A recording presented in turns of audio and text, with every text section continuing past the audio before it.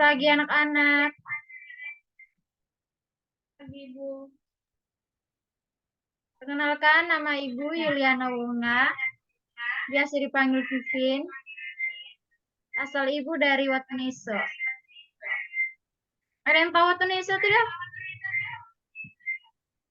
Tidak tahu, Ibu. Tidak, Ibu. Tidak, Ibu. Hai.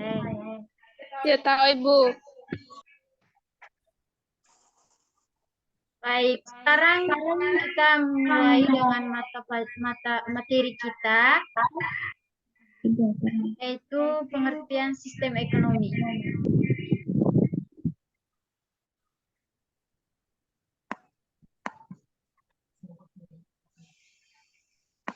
Langsung saja kita belajar tentang pengertian sistem ekonomi.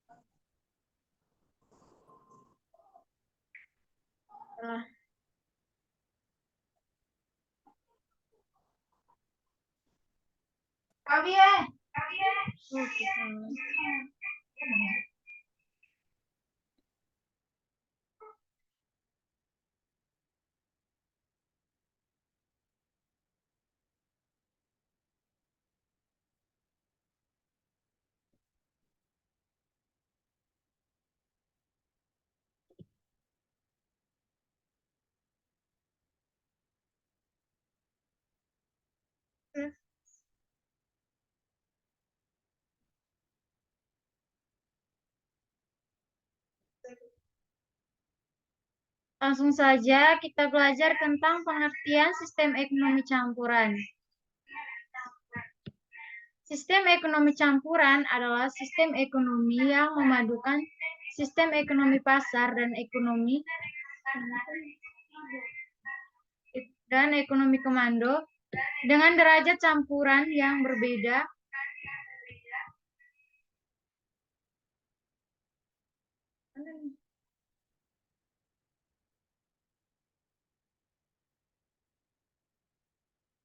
Maksudnya, pemerintah bisa lebih mendominasikan kegiatan ekonomi, tetapi mekanisme pasar tetap berperan.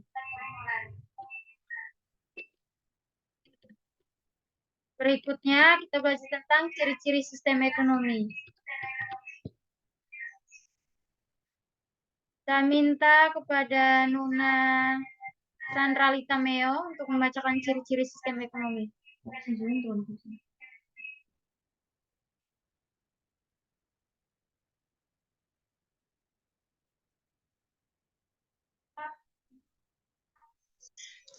Yang pertama, hak milik individu atas faktor produksi diakui, tetapi tetap ada pembatasan dari pemerintah. Yang kedua, adanya kebebasan individu untuk mendirikan usaha, sehingga potensi dan pengembangan kreativitasnya dapat terluaskan. Yang ketiga, kepentingan umum lebih diutamakan. Yang keempat, campur tangan pemerintah dalam perekonomian hanya menganut faktor produksi untuk hajat orang banyak. 5. Perilaku ekonominya terdiri atas individu, pemerintah, dan swasta. Terima kasih, Ibu. Baik, terima kasih Nona Sandralita. Berikutnya kita belajar tentang kelebihan sistem ekonomi campuran. Yang pertama, perkembangan ekonominya relatif stabil karena peran pemerintah swasta dan masyarakat sama besarnya.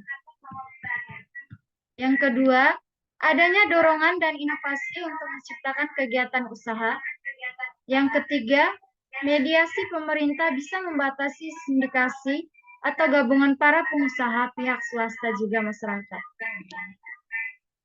Yang keempat, pemerintah lebih berpusat pada keterlibatan usaha mikro dan menengah UMKM.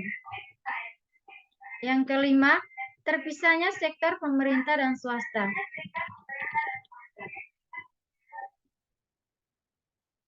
Yang berikut, kelemahan sistem ekonomi campuran.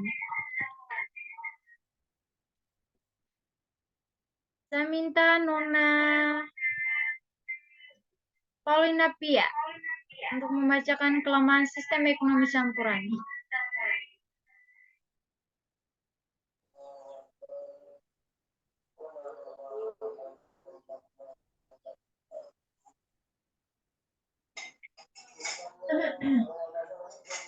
Bisa baca? Bisa, Ibu.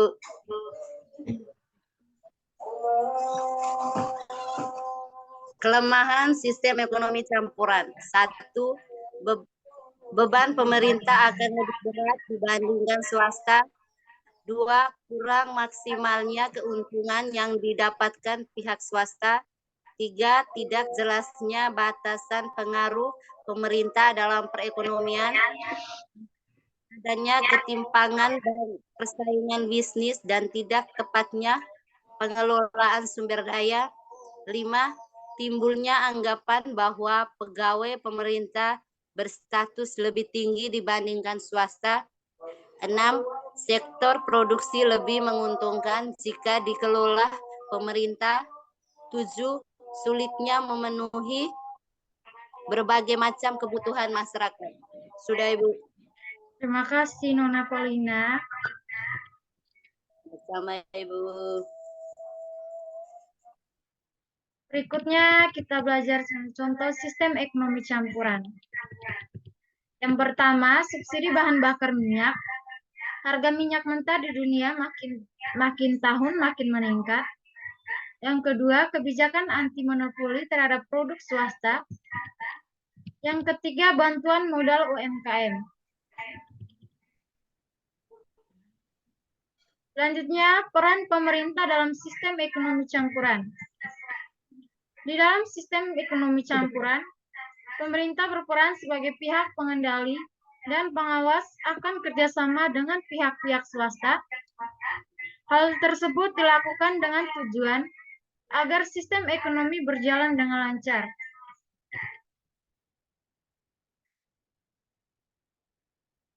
Selanjutnya, implementasi sistem ekonomi campuran di Indonesia.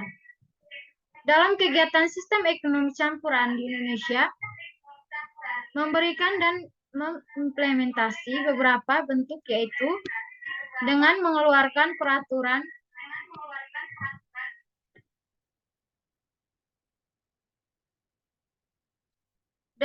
dan mengawasi kegiatan perekonomian Indonesia, serta melakukan kegiatan ekonomi sebagai pelaku bisnis, misalnya keikutsertaan modal dalam badan usaha milik negara.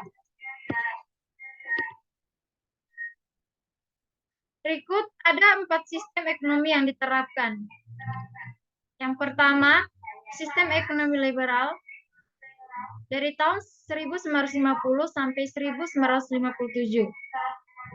Yang kedua, sistem ekonomi etastisme dari tahun 1959 sampai 1966. Yang ketiga, sistem ekonomi campuran dari tahun 1967 sampai 1998.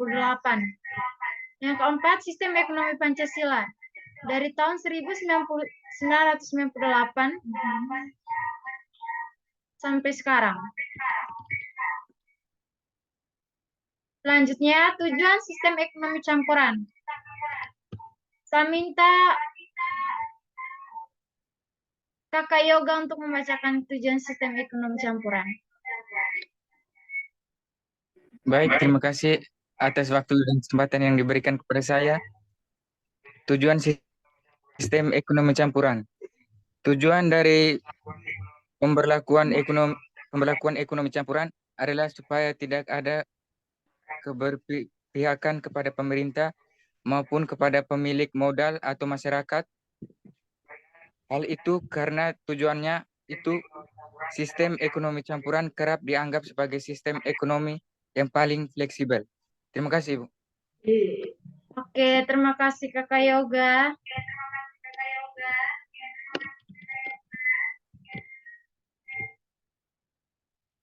Berikutnya ada alasan Indonesia menganut sistem ekonomi campuran. Indonesia menganut sistem ekonomi campuran karena sistem ekonomi campuran atau Pancasila adalah sistem ekonomi yang paling cocok dengan keadaan Indonesia. Sistem ekonomi Pancasila berorientasi kepada rakyat kebanyakan, tidak seperti liberal yang hanya menguntungkan beberapa individu. Selanjutnya, cara memecahkan masalah dalam sistem ekonomi campuran. Dalam sistem ekonomi campuran, pihak pemerintah akan bekerja sama dengan berbagai pihak swasta untuk bisa menjalankan perekonomian dan mengatasi masalah pokok ekonomi negara. Pemerintah akan cenderung lebih melakukan pengendalian dan pengawasan atas tindakan ekonomi bisnis warganya.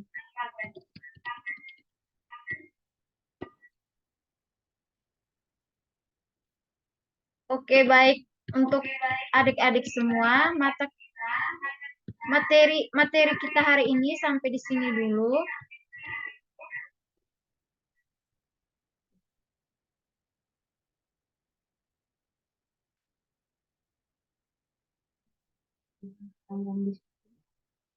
Selanjutnya akan dibagikan dalam ruang diskusi.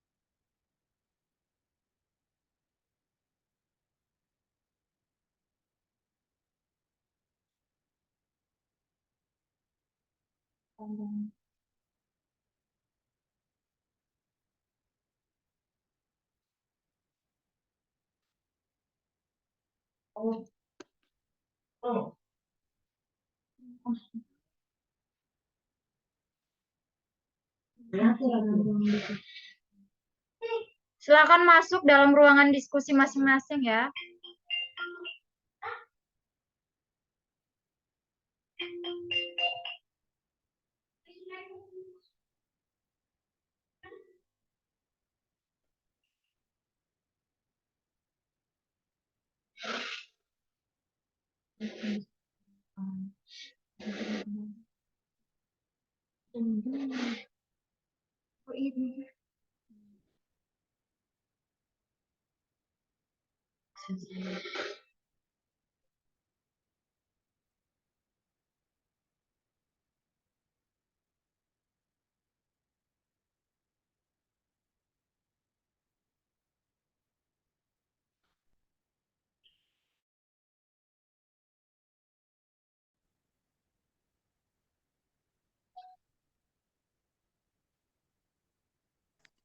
Untuk Florida, Unde, dan Polinepia, jangan lupa belajar ya. Karena di akhir pertemuan ada kuis. Pelajari materi Ya, yang Ibu Ibu. berikan tadi ya.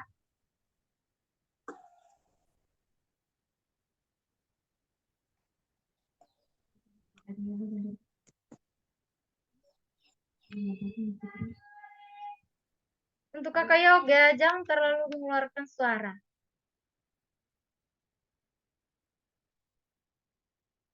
Kakak Yoga nih urus ketawa ya.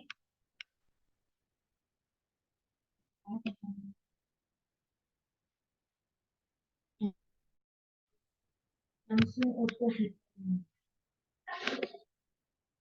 Tambah ruangan.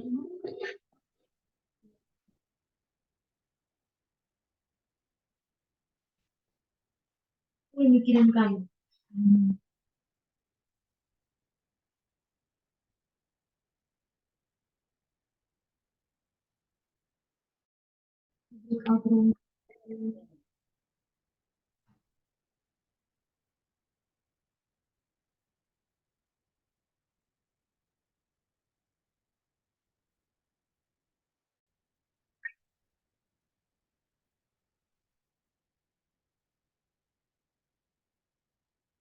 Untuk Kakak Yoga, Nona Angelina, dan Nona Intan, tolong belajar materi yang Ibu berikan tadi.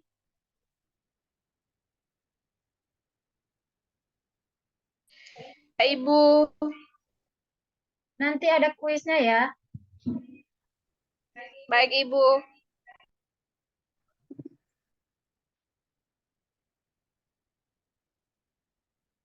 Kakak Yoga jangan terlalu ketawa ya.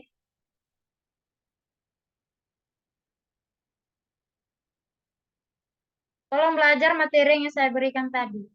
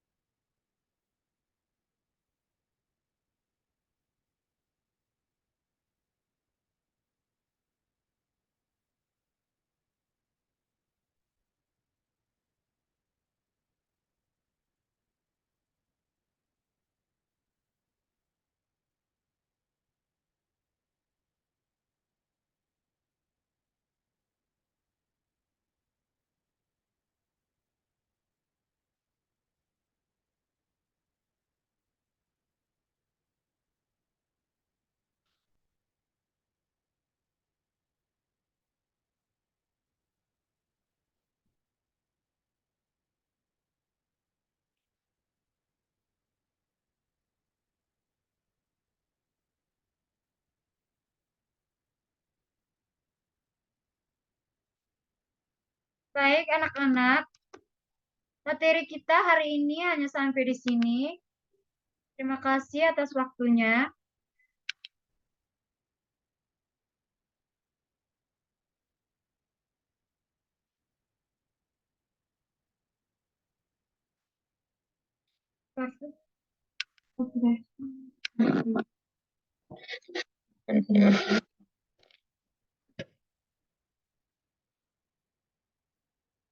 Terima kasih untuk kalian semua. Selamat sore.